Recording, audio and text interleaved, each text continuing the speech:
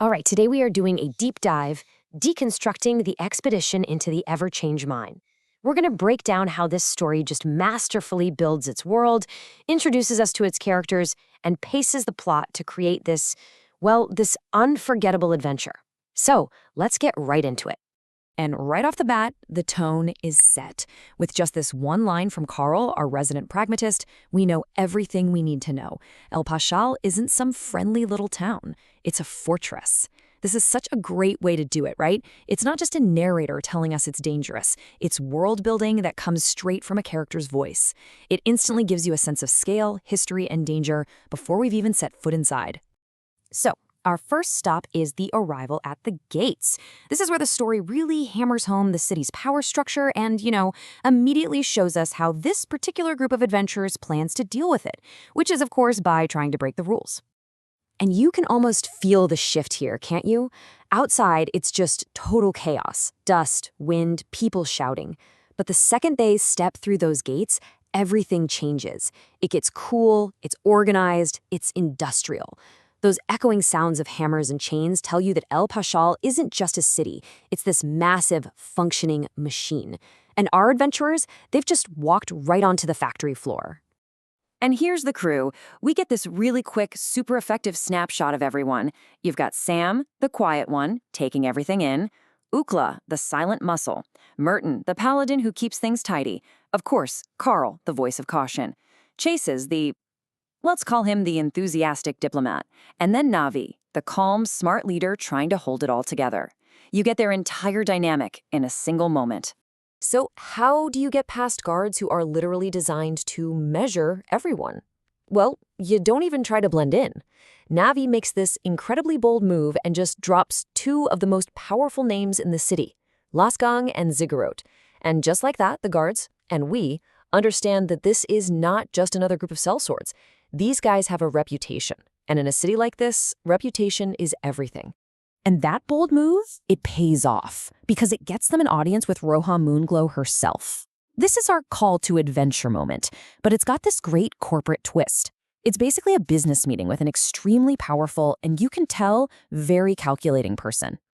You gotta love this line. This is Roja Moonglow in a nutshell. She's basically saying, I know you're good at what you do, and that's exactly why I'm worried about you. She's not just some quest giver. She's a player in a much bigger game.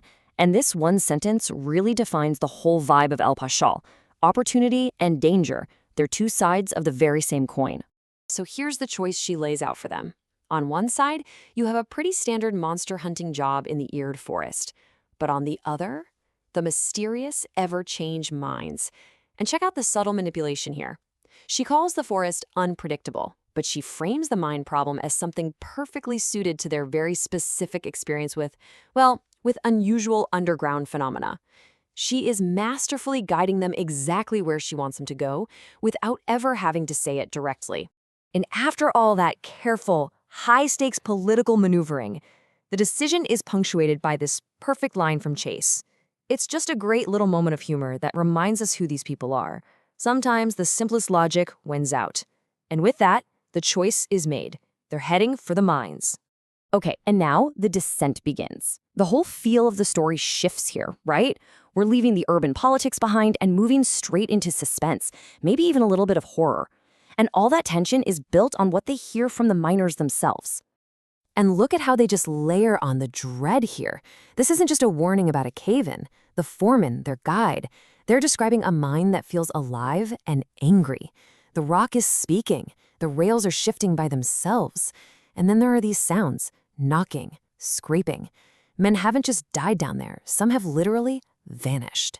It makes the danger feel both physical and something else entirely. Man, this is just such great cinematic writing. The journey deeper is marked by the light just fading away. You go from this eerie glow shroom light to absolute total darkness. And that's the signal, right? They are leaving the man-made world behind, and they are entering something way more ancient and threatening. And then they meet Durin.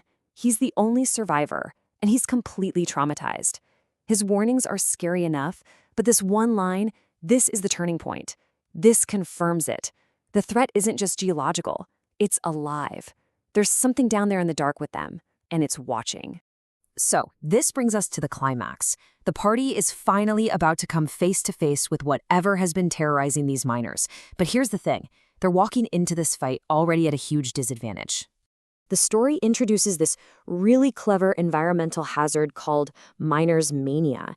It's this glittering dust that messes with your head, makes your thoughts wander, slows you down.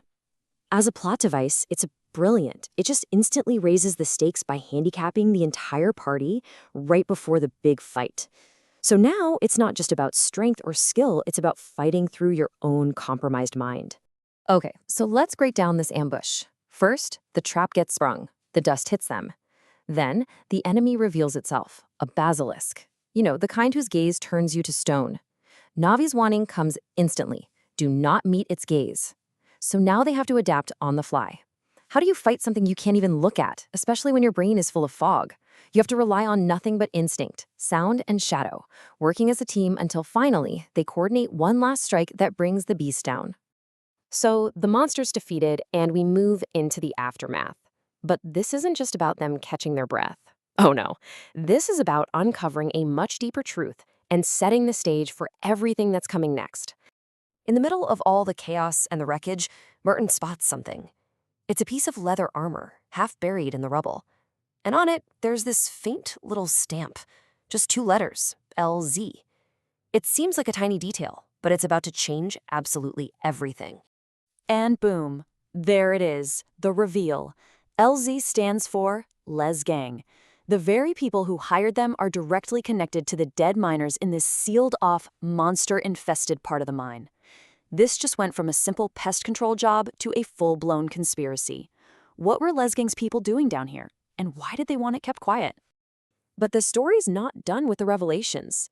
As the party finally gets some rest, Sam has this incredibly cryptic dream. A voice, the Oak Father, speaks to him, and it tells him his path is to see what lurks where others cannot. This is a huge shift for his character, hinting at some deeper purpose, maybe even a strange new power. And this is where we're left.